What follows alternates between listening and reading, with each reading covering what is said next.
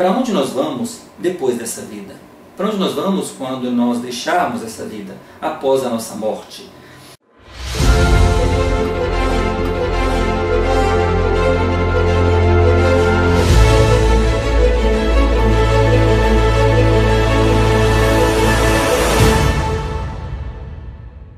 E para falar sobre esse tema, eu vou usar as Escrituras, eu vou ler algumas anotações que eu fiz. É uma aula interessante, mas é necessário recorrer às Escrituras, porque são coisas bem bacanas que a gente vai comentar hoje.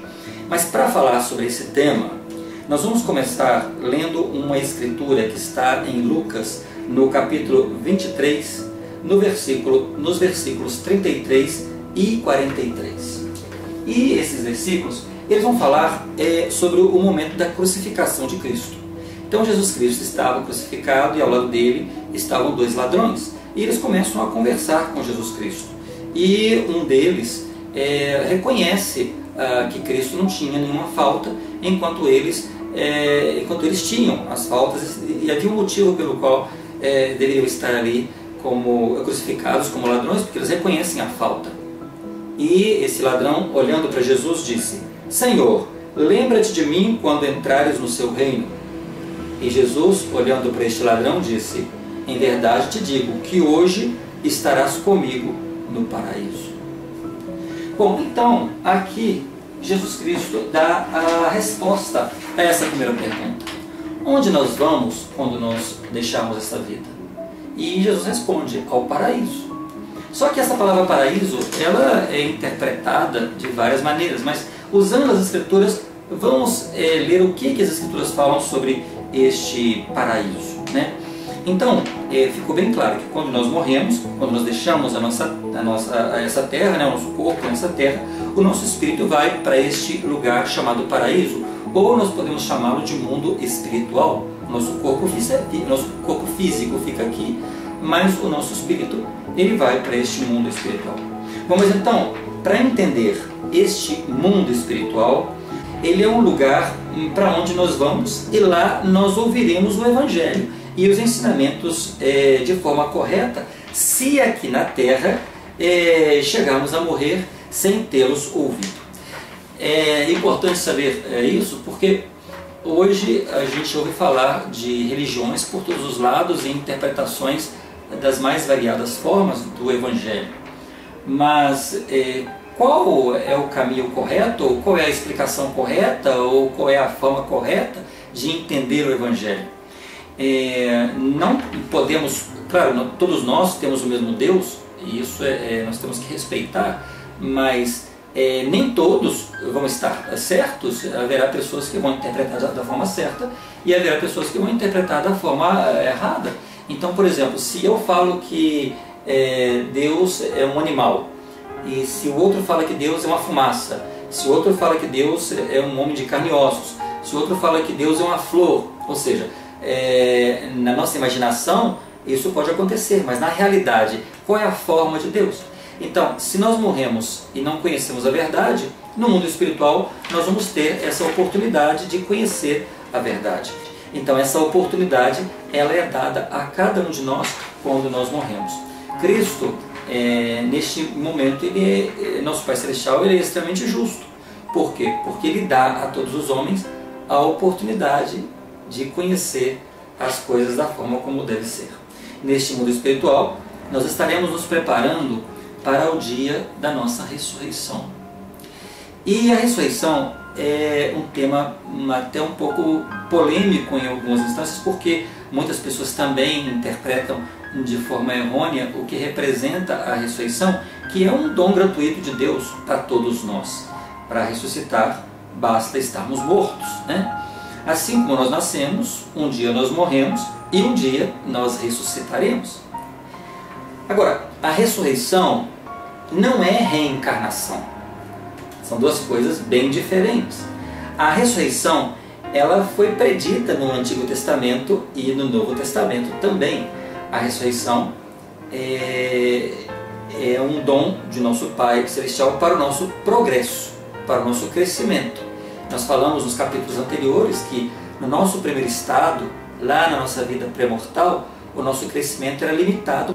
Aí nós nascemos nessa terra, obtemos esse corpo, passamos pelas experiências dessa terra, que seria o nosso segundo estado, mas ainda assim o nosso crescimento é limitado. Aí nós morremos e após a ressurreição nós vamos continuar crescendo, nós vamos continuar evoluindo. Já a reencarnação é um conceito criado por nós, os homens, para atender a uma interpretação pessoal, uma ideologia ou uma filosofia, mas não se faz menção de reencarnação em nenhum momento das Escrituras. Então, nós temos que entender um pouco melhor o que representa a ressurreição. Vou dar um exemplo prático. Ver se eu consigo fazer isso aqui. Imagina, por exemplo, que aqui nós temos isso aqui seria o nosso espírito. Isso aqui seria o nosso espírito. Nós estamos lá dentro do nosso Pai Celestial. Quando nós nascemos aqui nessa terra, nós adquirimos um corpo. Então agora nós temos aqui, olha, um corpo e um espírito. Como espírito, nós não podíamos fazer uma série de coisas. Por quê? Porque nós éramos espírito, nós não tínhamos físico. Aí nascemos nessa terra e obtemos este corpo. E através desse físico, nós agora podemos experimentar e passar por uma série de experiências que como espíritos nós não podíamos. Um dia nós vamos morrer. Então, haverá uma separação de corpo e espírito outra vez. Esse corpo volta para a Terra e esse espírito, ele continua indo à direção de nosso Pai Celestial, porque a nossa evolução ela vai continuar, ela vai crescendo. E um dia haverá uma reunião desse espírito com esse corpo novamente. Essa reunião ela é chamada de ressurreição. O que é a ressurreição? É a reunião de corpo e espírito. Então, antes era espírito, agora é espírito e corpo mortal, aí haverá a morte, e um dia nós vamos estar reunidos de novo com espírito e corpo, e agora com um corpo ressurreto e não reencarnado. São duas coisas bem diferentes, né? Em Lucas, no capítulo 24, também ele fala um pouquinho sobre os 3 dias. Quando Cristo faleceu, ele após 3 dias ressuscitou. E o apóstolo Lucas, ele vai falar sobre o que aconteceu com Cristo nesses 3 dias, né? E olha essa passagem como é interessante. Está em Lucas, no capítulo 24. Lembrai-vos como vos falou, estando ainda na Galileia, dizendo: convém que o Filho do Homem seja entregue nas mãos de homens pecadores e seja crucificado, e ao 3º dia ressuscite. Então aqui eram 2 anjos que estão dizendo para elas porque estão buscando aquele que já ressuscitou. E aqui então há essa comprovação da ressurreição e não reencarnação de Jesus Cristo. Bom, mas voltando ao tema do mundo espiritual, no mundo espiritual estaremos sendo ensinados e preparados para essa ressurreição que um dia vai acontecer conosco. Então nós vamos morrer e há toda uma preparação, há muita coisa que aprender neste lugar, que nós chamamos de mundo espiritual, e lá nós vamos aprender sobre o nosso progresso eterno, sobre o nosso crescimento, enquanto nos preparamos para a ressurreição. Então vem aquela pergunta, mas quem vai ressuscitar? Todos vamos ressuscitar. A ressurreição é um dom gratuito de nosso Pai Celestial. Eu não preciso ser membro de uma igreja, ou de outra, ou de outra, ou de uma fé, ou de outra, de uma crença, ou de outra, para ressuscitar. A ressurreição é um dom gratuito de Deus. Se nós apoiamos o plano de nosso Pai Celestial lá na nossa vida pré-mortal, nós ganhamos esse dom. Por quê? Porque nós ganhamos o direito de nascer na Terra e obter um corpo físico. Se nós obtemos este corpo físico, não importa a crença que tenhamos, um dia nós vamos ressuscitar com este corpo. Isso é um dom gratuito de nosso Pai Celestial. Esses espíritos que estão lá no mundo espiritual ouvindo o Evangelho, eles cessarão de sofrer na época do milênio. Quando nós falamos esse mundo espiritual, nós temos que entender que há 2 divisões nesse lugar. Há um lugar chamado paraíso e um lugar chamado prisão. O paraíso é um lugar reservado para as pessoas que morreram e que eram pessoas boas, que faziam as coisas certas, que conheciam o Evangelho, então vão para esse lugar chamado paraíso. E a prisão não é que seja um lugar de fogo, de enxofre, como as pessoas falam, mas é um lugar onde as pessoas que não ouviram o Evangelho, que não foram tão boas, elas terão a oportunidade de conhecer o Evangelho, terão a oportunidade de ouvir o Evangelho, terão a oportunidade de aceitar. Elas serão livres para ouvir e aceitar. Não significa que, estando lá, serão obrigadas a aceitar. Nós, como espíritos, levamos desse lugar que nós estamos aqui, da Terra, as mesmas atitudes de devoção ou não para o mundo espiritual. Ou seja, as coisas que nós acreditamos aqui nessa vida, elas morrem conosco, elas morrem e vão conosco para o mundo espiritual. As crenças que nós temos, as inclinações que nós temos, todas elas, os nossos desejos, todas elas vão conosco para esse lugar onde nós vamos, para o mundo espiritual. Em Pedro, no capítulo 4, no versículo 6, ele fala assim, olha: porque por isso foi pregado o Evangelho também aos mortos, para que na verdade fossem julgados segundo os homens na carne, mas vivessem segundo Deus em espírito. Ué, então está claro, aqui está falando, porque por isso foi pregado o Evangelho também aos mortos. Ou seja, como que os mortos vão ouvir o Evangelho?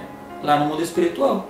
Então o Evangelho é pregado também aos mortos, para que na verdade eles fossem julgados segundo os homens na carne, ou seja, de acordo com as coisas que eles viveram na carne. E aqui eles fizeram as escolhas que eles fizeram.